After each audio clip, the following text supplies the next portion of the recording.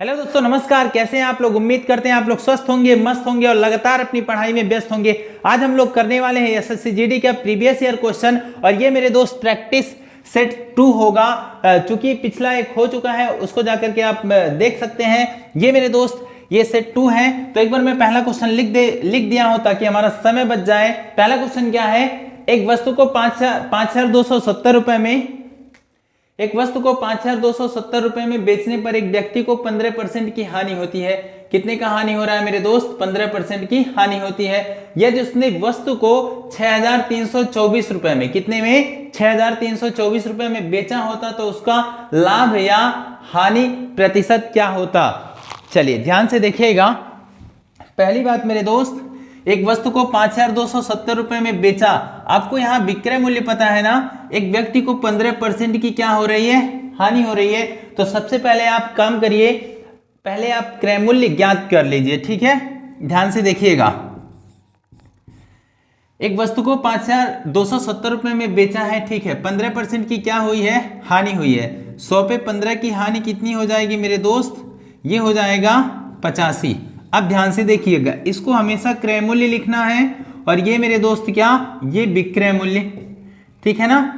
5,270 रुपए में बेचा है। ध्यान से देखिएगा, क्रय मूल्य निकाल रहे हैं 100/85 गुणे 5,270। अब इसी को हल करिए, यहां से क्रय मूल्य आ जाएगा। क्रय लाने के लिए 100 ऊपर रखेंगे। 17 पचे कितना हो जाएगा? 85। 20 पचे मेरे दोस्त 100। 17 से ये भाग दीजिए। 17 × 51, 17 कम 17 0। 31 दूना कितना होगा? 31 दूना होगा 62 और 2 0 बचा है। ये आ गया आपका क्रय मूल्य, 6,200 रुपया क्रय मूल्य है। फिर आगे देखिए क्वेश्चन क्या बोल रहा है। यदि उसने वस्तु को 6,324 रुपए में, कितने में? 6,324। 6,200 वाली वस्तु विक्रय कितना हुआ? बिका कितने में मेरे दोस्त? 6,324। 6,324 रुपए में 6,200 वाली वस्तु 6,324 में बिका तो 124 रुपए का क्या हो रहा है? 124 रुपए का लाभ। लाभ और हानि हमेशा क्रय मूल्य पर देखा जाता है। 124 का लाभ किसके ऊपर? 6,200 के ऊपर और परसेंट के लिए गुणा 100। 0 से 0 कटा, 0 से 0 कटा। अब ध्यान से देखिएगा, 62 दूना, आगे देखिए 31 दूना 62 हो गया। 31 चौके कितना हो जाएगा? 124। फिर उसके बाद 2 से भाग देंगे मेरे दोस्त, कितना आएगा? 2%। 2% क्या आया? 2% इसका लाभ आया। उम्मीद है आपको समझ में आया होगा। लिख लीजिए, फिर हम बढ़ते हैं आगे। चलिए अगला क्वेश्चन देखिएगा मेरे दोस्त। ये पहला सवाल था, अब अगला सवाल देखिएगा।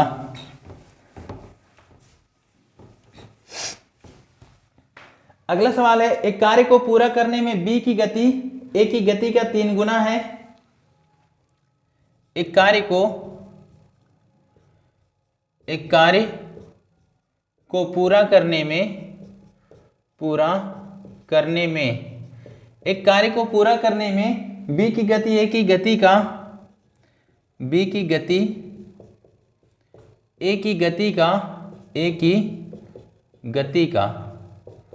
की गति का 3 गुना है। 3 गुना है। कितना है मेरे दोस्त? 3 गुना है। यदि बी उस कार्य को 28 दिन में पूरा करता है, यदि बी उस कार्य को 28 दिन में पूरा करता है।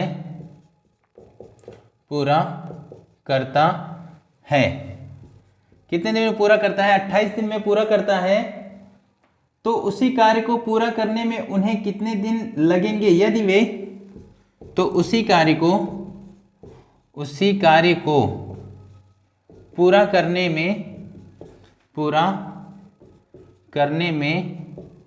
उन्हें कितने दिन लगेंगे? तो उसी कार्य को पूरा करने में उन्हें कितने दिन लगेंगे यदि वे एक साथ कार्य करें।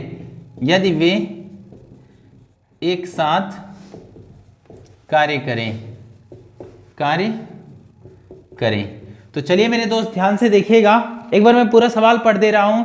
एक कार्य को पूरा करने में बी की गति ए की गति का 3 गुना है। यदि बी उस कार्य को 28 दिन में पूरा करता है तो उसी कार्य को पूरा करने में उन्हें कितने दिन लगेंगे यदि वे एक साथ कार्य करें। ध्यान से देखिएगा पूरा सवाल। कह रहे हैं एक कार्य को पूरा करने में बी की गति ए की गति का कितना है, 3 गुना है।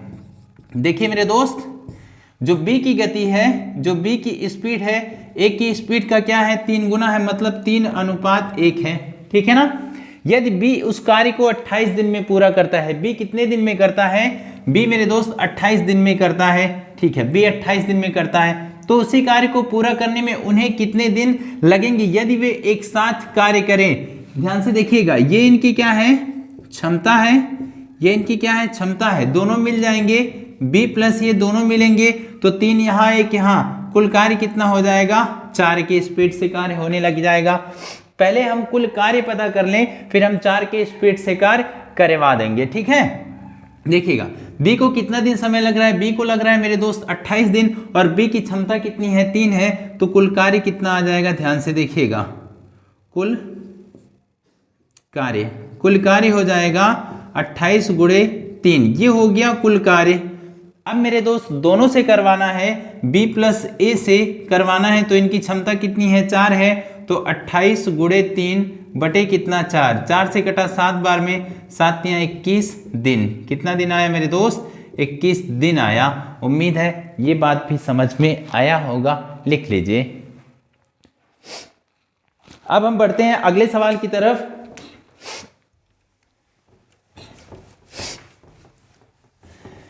चलिए दोस्तों, अगला सवाल देखिएगा।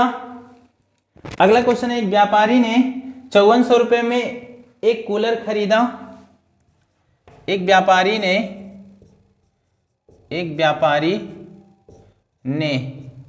5400 रुपए में एक कूलर खरीदा।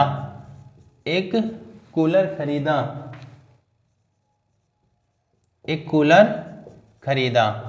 एक व्यापारी ने 5400 रुपए में एक कूलर खरीदा। इसे 25% की छूट पर बेचने के बाद, इसे 25% की छूट पर बेचने के बाद 25% छूट पर बेचने के बाद उसे 25% का लाभ होता है। उसे 25% का लाभ होता है। ठीक है ना। कितना लाभ होता है मेरे दोस्त, 25% का लाभ होता है।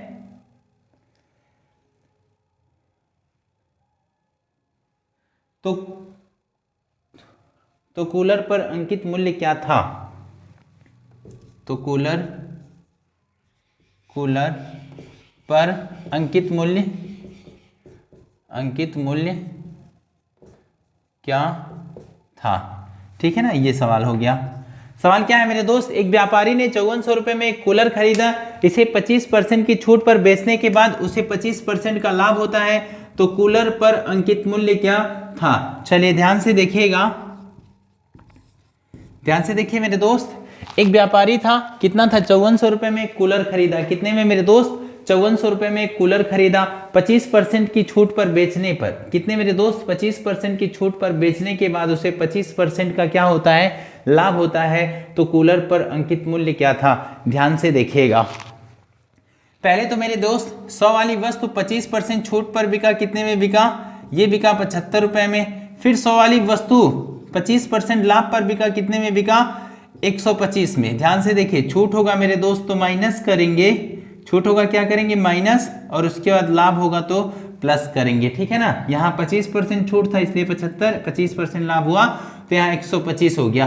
अब मेरे दोस्त ये उत्तर आपको देने वाला है। 5400 रुपए में कूलर खरीदा था ना, और उसका अंकित पूछ रहा है। अंकित मूल्य हमेशा क्रय मूल्य से ज्यादा होता है, तो 125 ऊपर रखेंगे, बटे कितना मेरे दोस्त, 75, और गुणे 5400, कितना, 5400। ध्यान से देखिएगा, 25 तिया 75, 25 पचे 125, 3 से कटा कितनी बार में, 18 बार में, 00, 18 पचे 90। तो इसका राइट उत्तर कितना हो गया, 9000 रुपया। उम्मीद है ये बात भी आपको समझ में आई होगी, लिख लीजिए। अब मेरे दोस्त हम बढ़ते हैं आगे।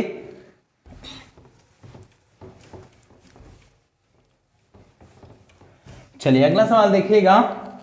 अगला क्वेश्चन है, एक आयताकार बागीचे का क्षेत्रफल 432 मीटर स्क्वायर है। एक आयताकार बागीचे का एक आयताकार बागीचे का क्षेत्रफल एक आयताकार बागीचे का क्षेत्रफल 432 मीटर स्क्वायर है। कितना है मेरे दोस्त? 432 मीटर स्क्वायर है। आयताकार बागीचे की लंबाई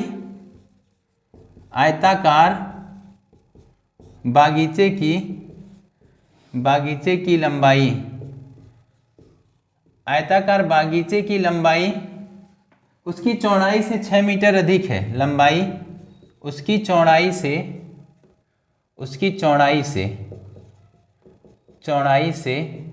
6 मीटर अधिक है। 6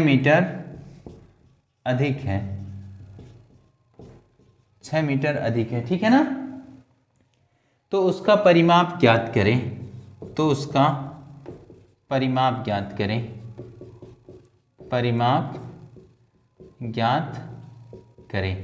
ये क्वेश्चन है। चलिए एक बार मैं पूरा क्वेश्चन पढ़ दे रहा हूं, उम्मीद है आपको दिखाई जरूर दे रहा होगा। एक आयताकार बागीचे का क्षेत्रफल 432 मीटर स्क्वायर है। आयताकार बागीचे की लंबाई उसकी चौड़ाई से 6 मीटर अधिक है, तो उसका परिमाप ज्ञात करें। तो चलिए ध्यान से देखिएगा मेरे दोस्त, ध्यान से देखिएगा। एक आयताकार बागीचा है, उसका क्षेत्रफल कितना है? 432 मीटर स्क्वायर है। आयताकार बागीचे की लंबाई उसकी चौड़ाई से 6 मीटर अधिक है। कितना मीटर अधिक है मेरे दोस्त? 6 मीटर अधिक है। तो फिर उसका परिमाप निकालने के लिए सबसे पहले हमें मेरे दोस्त पता होना चाहिए सूत्र क्या होता है? 2 लंबाई प्लस चौड़ाई, ये आयत का परिमाप होता है। और क्षेत्रफल क्या होता है? जो दिया है उसी से आप निकाल सकते हैं, लंबाई गुणे चौड़ाई। क्या होता है? लंबाई गुणे चौड़ाई। क्षेत्रफल कितना है मेरे दोस्त? 432 है। लंबाई कितना है?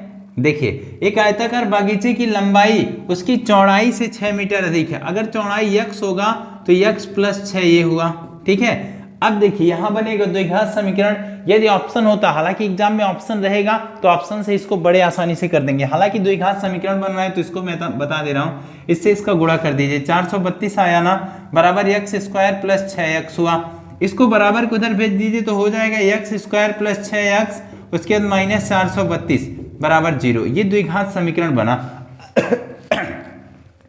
अब मेरे दोस्त आपको 2 नंबर ऐसे सोचने हैं यहाँ पे जिनको घटाने पर 6x है और गुणा करने पर 432 है। तो ऐसे 2 नंबर कौन कौन होंगे? 24 गुणे 18 होगा। कितना होगा? 24 गुणे 18। तो x स्क्वायर प्लस का x बाहर आया, यहाँ कितना? 24 माइनस 18 माइनस का 432 हुआ बराबर 0। x स्क्वायर हुआ प्लस का कितना हुआ? 24, उसके बाद माइनस 18x हुआ माइनस 432 बराबर 0। हालांकि इतना मेहनत करने की आपको जरूरत नहीं, यहीं से देख लीजिए। तो भाई ये सबसे बेस्ट तरीका है। ये हुआ ना, इसका गुणनखंड कितना होगा? 24 गुणे 18 होगा। तो ये मेरे दोस्त इसका उत्तर हो जाएगा। लंबाई हो जाएगा 24, चौड़ाई हो जाएगा कितना? 18 हो जाएगा। और हमसे पूछ क्या रहा है? परिमाप। तो परिमाप होता है 2 लंबाई प्लस चौड़ाई। 2 लंबाई प्लस चौड़ाई। ध्यान से देखिएगा, 2 लंबाई कितना मेरे दोस्त? 24, लंबाई कितना? 24, चौड़ाई 18। जोड़िए, यहाँ 2 आया, 8 4 12 को 2, 2 1 3 1 4, 42 गुणे 2, तो कितना हो जाएगा? 42 दूनी हो जाएगा 84 सेंटीमीटर। कितना आया उत्तर मेरे दोस्त? 84 सेंटीमीटर। उम्मीद है ये बात भी समझ में आई होगी। अब हम बढ़ते हैं आगे। चलिए अगला सवाल देखिएगा।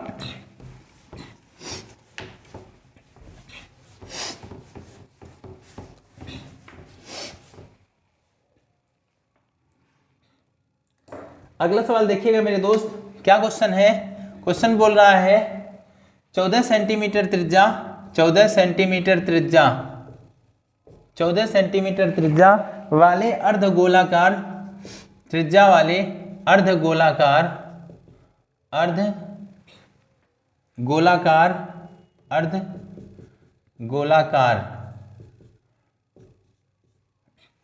14 सेंटीमीटर त्रिज्या वाले अर्धगोलाकार ठोस का कुल पृष्ठीय क्षेत्रफल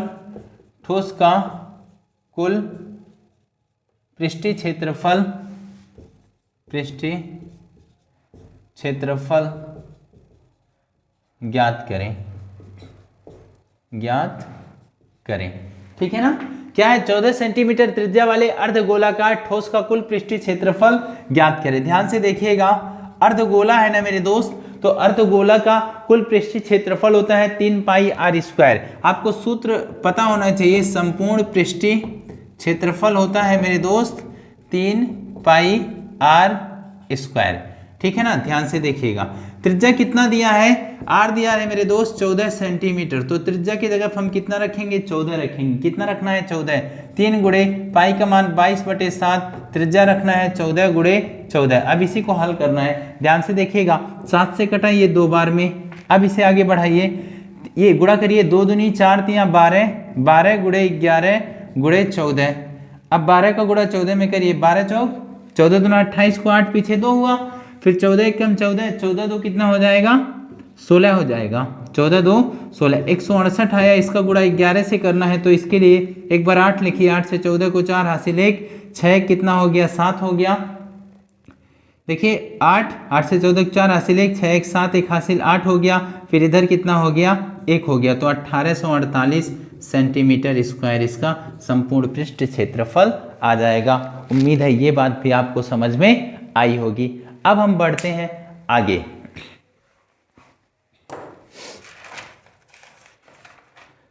अगला क्वेश्चन लिखिएगा मेरे दोस्त,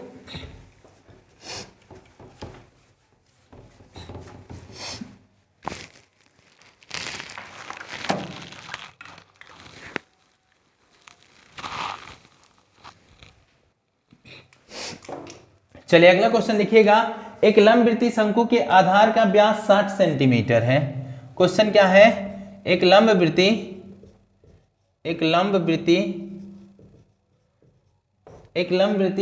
शंकु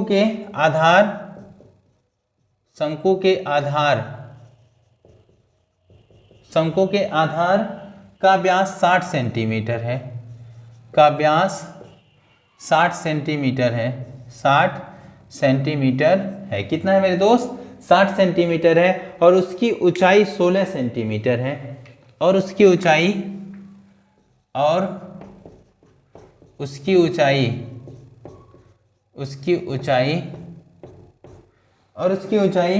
16 सेंटीमीटर है। कितना है, 16 सेंटीमीटर है। शंकु का वक्र पृष्ठ क्षेत्रफल कितना होगा, शंकु का वक्र पृष्ठ क्षेत्रफल कितना होगा, ये सवाल है। चलिए ध्यान से देखिएगा, सवाल कह रहा है एक लंबवृत्तीय शंकु के आधार का व्यास 60 सेंटीमीटर है। कितना है मेरे दोस्त, 60 सेंटीमीटर, और ऊंचाई है 16 सेंटीमीटर। शंकु के वक्र पृष्ठ क्षेत्रफल कितना होगा, शंकु का वक्र पृष्ठ क्षेत्रफल कितना होगा। ध्यान से देखिएगा मेरे दोस्त, एक शंकु के आधार का व्यास कितना है, व्यास दिया है 60, तो त्रिज्या कितना हो जाएगा, त्रिज्या हो जाएगा मेरे दोस्त 30 सेंटीमीटर, और हाइट ऊंचाई कितना दिया है 16 सेंटीमीटर। पूछ रहा है वक्र पृष्ठ क्षेत्रफल होता है पाई आर यल, पर शंकु का तिर्यक ऊंचाई, यल का मतलब होता है तिर्यक ऊंचाई, तिर्यक ऊंचाई कैसे निकलेगा, यल स्क्वायर बराबर होता है मेरे दोस्त, तिर्यक ऊंचाई होता है यल स्क्वायर बराबर होता है R square plus H square. तो तिर्यक ऊंचाई आप यहां से निकाल सकते हैं, यल स्क्वायर बराबर त्रिज्या कितना है 30 है, तो 30 का स्क्वायर करिए प्लस 16 का स्क्वायर करिए। 30 का स्क्वायर कितना होगा मेरे दोस्त, 900 होगा, 16 का स्क्वायर हो जाएगा 256, दोनों को जोड़ देंगे तो 1134 आ जाएगा। 1134 किसका स्क्वायर है, स्क्वायर हटेगा रूट लगेगा, तो 1134 मेरे दोस्त किसका स्क्वायर हो जाएगा, 1134 किसका स्क्वायर होगा मेरे, 1134 सॉरी 1156 होगा, यहाँ 34 नहीं मेरे दोस्त 56 होगा, 1156 किसका वर्ग है आपको पता होना चाहिए, ये मेरे दोस्त 34 का वर्ग है। कितने का, 34 का वर्ग है, तो 34 सेंटीमीटर ये आ गया। अब इसमें इसका वक्र पृष्ठ होता है पाई आर यल, पाई की जगह पे, हालांकि इस सवाल में पाई हल नहीं करना था तो पाई को ऐसे रहने दीजिए। पाई त्रिज्या कितना है मेरे दोस्त 30, और इसके बाद ये हो गया 34, तो पाई गुणा कर लीजिए, 4 3 12 को 2 हासिल 1, 3 3 9 1 10, 1020 सेंटीमीटर स्क्वायर। कितना आया, 1020 सेंटीमीटर स्क्वायर। उम्मीद है ये बात भी समझ में आई होगी। चलिए लिख लीजिए, फिर हम पढ़ेंगे आगे। चलिए मेरे दोस्त, आज की क्लास यहीं तक रखते हैं। उम्मीद है आप लोगों को आज का क्लास समझ में आया होगा। कहीं भी कोई भी डाउट होगा तो हमें जरूर कमेंट करके बताइएगा। मिलते हैं अगले वीडियो में। अपना ख्याल रखिएगा, स्वस्थ रहिएगा, अपने सपनों के लिए लगातार मेहनत से पढ़ते रहिएगा। धन्यवाद।